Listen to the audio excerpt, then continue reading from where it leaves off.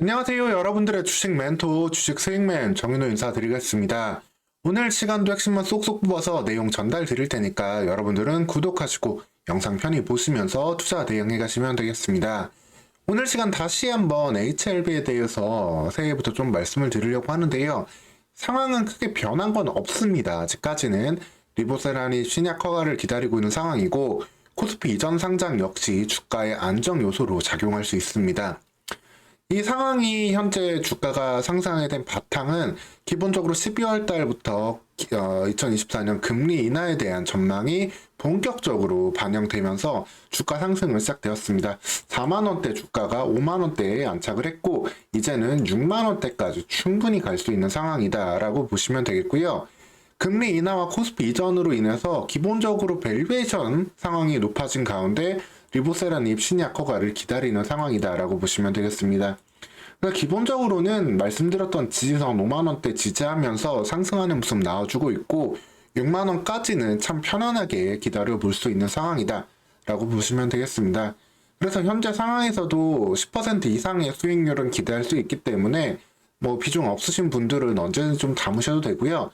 내일이나 모레 소폭 눌림 나온다면 역시 더 편하게 담을 수 있는 구간이다 라고 보시면 되겠습니다.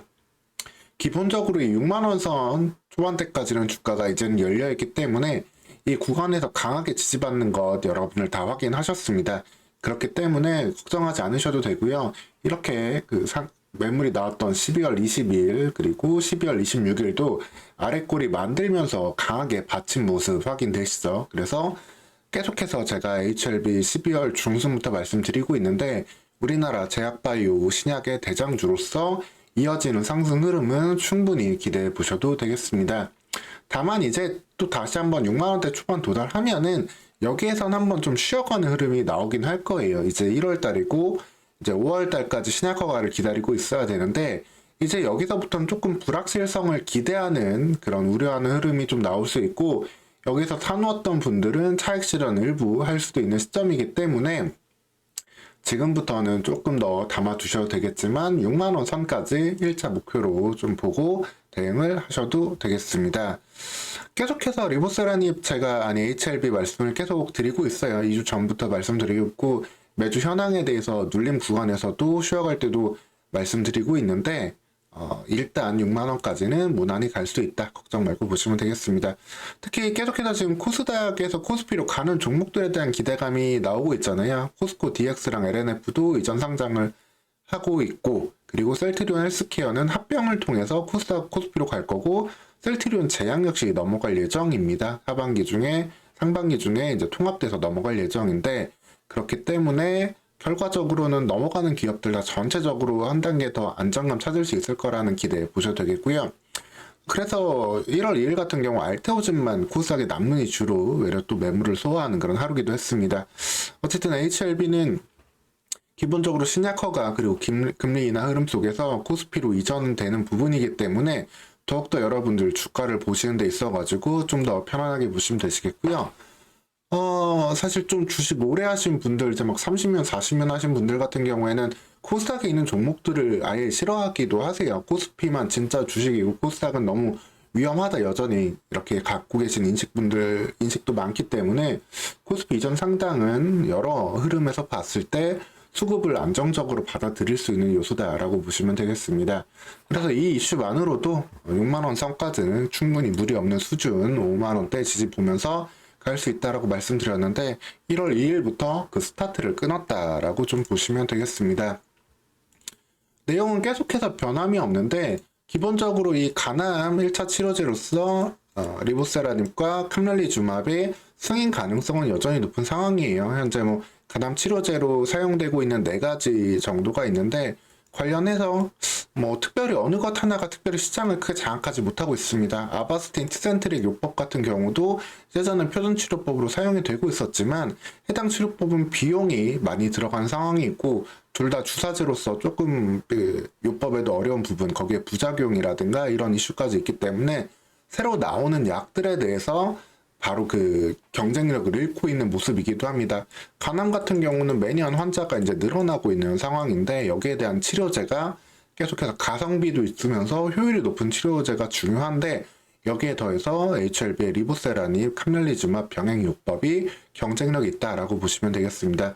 리보세라닙 같은 경우에는 이제 먹어서 치료할 수 있는 표적 항생제고, 카멜리즈맙은 이제 주사제로 들어가게 되겠습니다.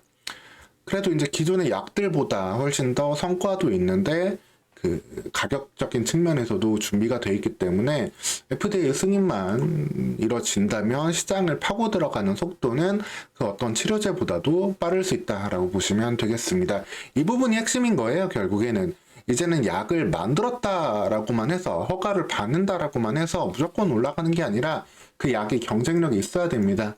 현재 글로벌리 큰 신약으로 승인을 받은 게 SK 바이오팜의 이제 뇌전증 감질 치료제인 엑스코프리가 있는데, 물론 엑스코프리 계속 이제 해당 시장 침투하고 있습니다. 기존에 있던 치료제들 상당히 연 매출 10억 달러, 15억 달러까지 나왔던 빈팩 같은 이런 약물들 제치면서 점진적으로 해당 시장 파고 들어가고 있는데, 개발했다고 해서 시총이 바로 올라가고 이런 모습은 아니잖아요. 좀 점진적으로 반영이 되는데, 이 속도가 HLB, 리보세라닙, 카멜리즈마 병행요법은 더욱더 빠를 수 있다. 그렇기 때문에 승인에 대한 그 기대감이 실제 실적과 성장으로 기대될 수 있는 측면이 있다라고 보시면 되겠습니다. 이를 통해서 이제 유럽 시장 그리고 우리나라 시장에서도 시장을 확대할 수 있고, 다른 요법으로의 이제 활용도 넘어갈 수 있는 상황이 되기 때문에, 그리고 무엇보다 우리나라 신약 기업들이 여태껏 제대로 냈던 성과가 없었잖아요. SK 바이오팜 말고는 어떻게 보면은 기존 제약회사 말고 이런 인수합병을 통해서 신약을 했던 회사들이 성공한 경우가 거의 없었다라고 봐도 무방한데, 그 틀을 깨주는 경우가 되는 만큼 그 기대감은 앞으로도 더 본격적으로 이어질 수 있다라고 보시면 되겠습니다. 그래서 상황이 변하진 않았는데, 이 상황을 한번 점검해보고 주가를 점검해봤을 때 오늘의 이제 4%, 5% 가까운 상승은 한 단계 주가가 레벨업 되는 과정에서 절대 놓치지 말아야 될 수급 이슈이기 때문에 오늘 다시 한번 체크하는 말씀 드렸고요. 계속 말씀드리지만 이렇게 5만원대 강한 지지받고 올라가는 구간이기 때문에 주가 앞으로 한 10에서 15% 정도는 여유있게 좀 보시면서 이후 구간에서는 다시 한번 상황 보면서 정리해서 점검 드리도록 하겠습니다. 여러분들은 계속 구독하시고 영상 편히 보시면서 투자 대응 해가시면 되겠습니다. 오늘 시간 HRB 말씀드렸고요. 이후에 나오는 변화 요소들도 계속 체크해서 말씀 전달 드리도록 하겠습니다. 오늘 시간도 영상 시청해주셔서 감사합니다.